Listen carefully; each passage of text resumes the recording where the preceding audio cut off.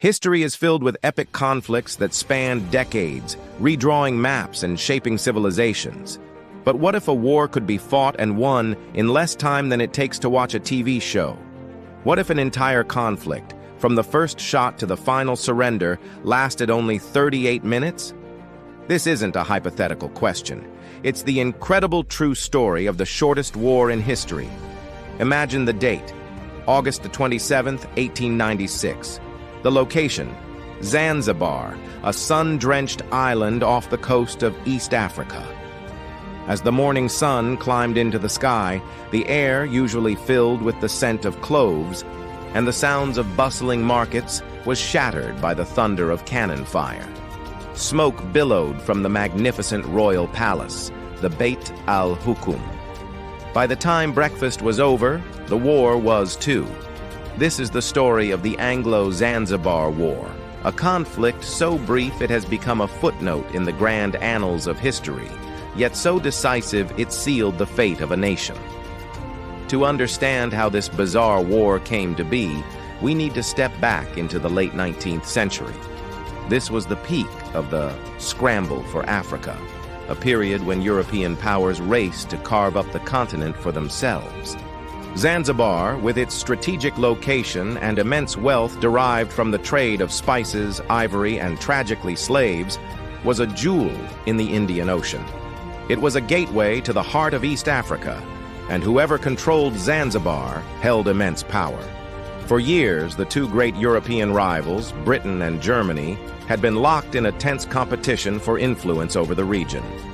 Through a series of treaties, Zanzibar had become a British protectorate.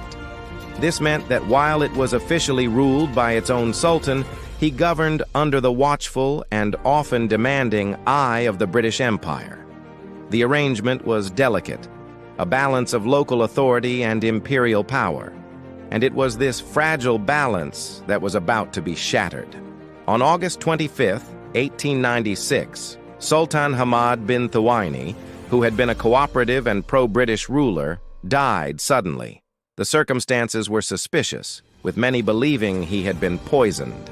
Before the British could even react or endorse a successor of their choosing, the Sultan's cousin, Khalid bin Bargash, made his move. In a bold act of defiance, he seized the throne, occupying the royal palace and declaring himself the new Sultan of Zanzibar. This was a direct challenge to British authority.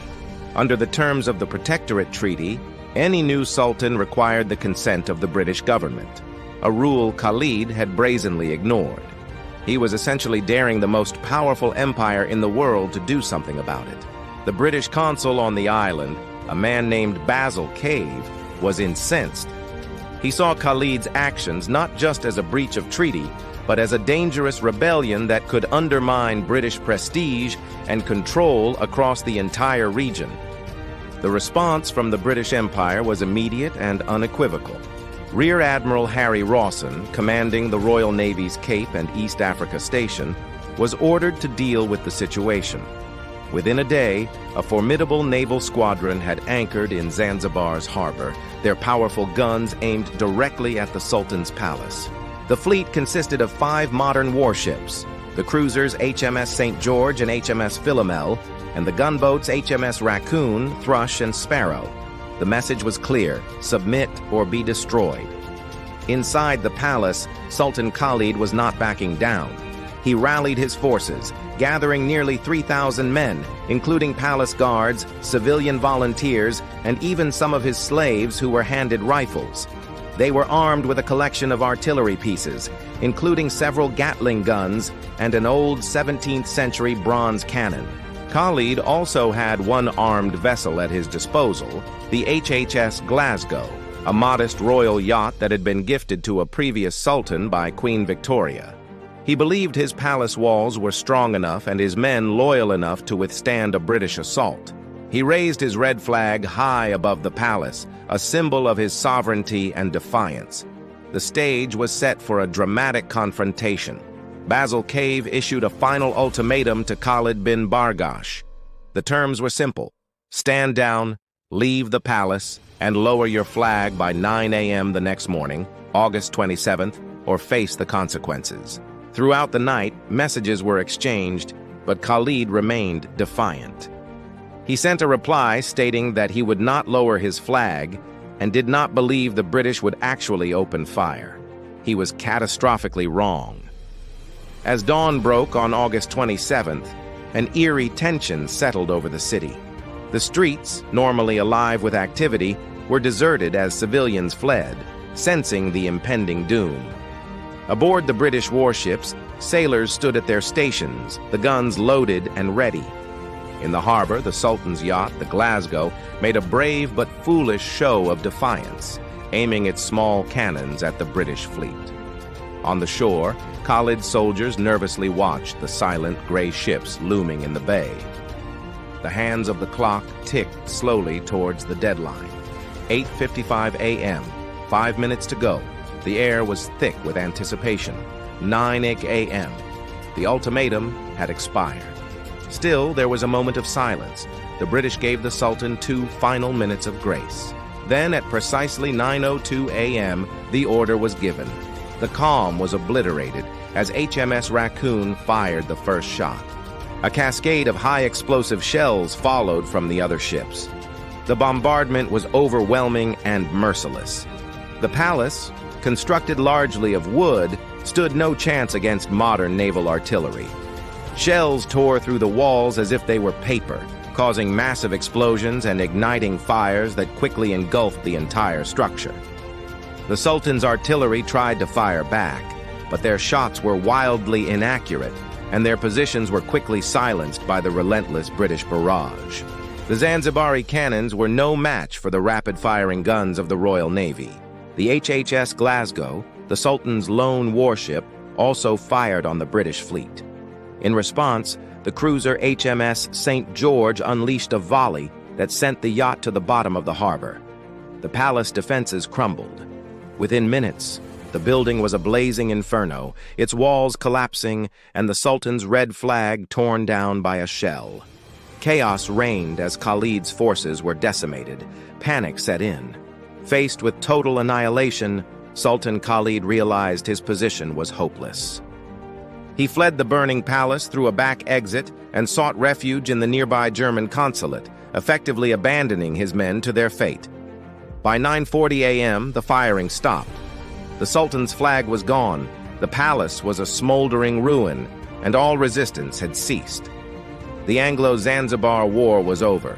The entire conflict, from the first shell fired at 9:02 a.m. to the end of hostilities, had lasted just 38 minutes. The aftermath was starkly one-sided.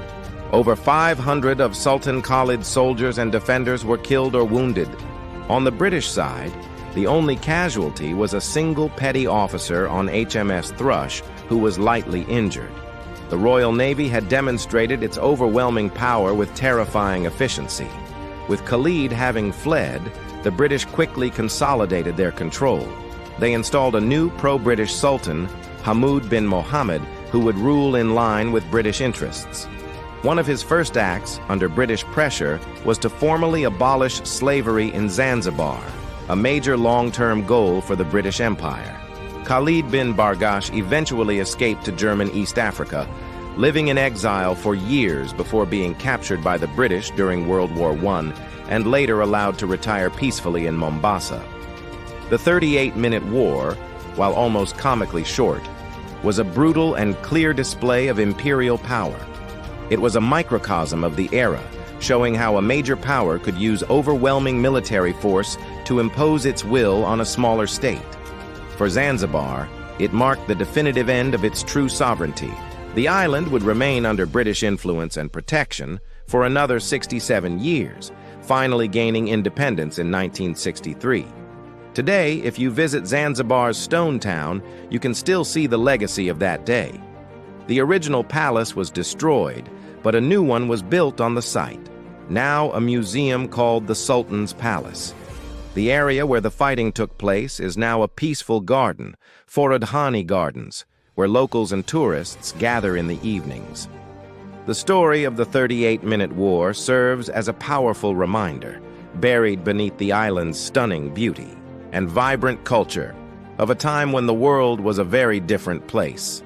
A reminder that history can be changed forever in less time than it takes to make a cup of tea.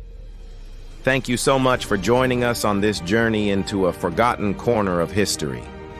If you found this story as fascinating as we did, please hit that like button, share it with your friends, and don't forget to subscribe for more incredible stories from the past.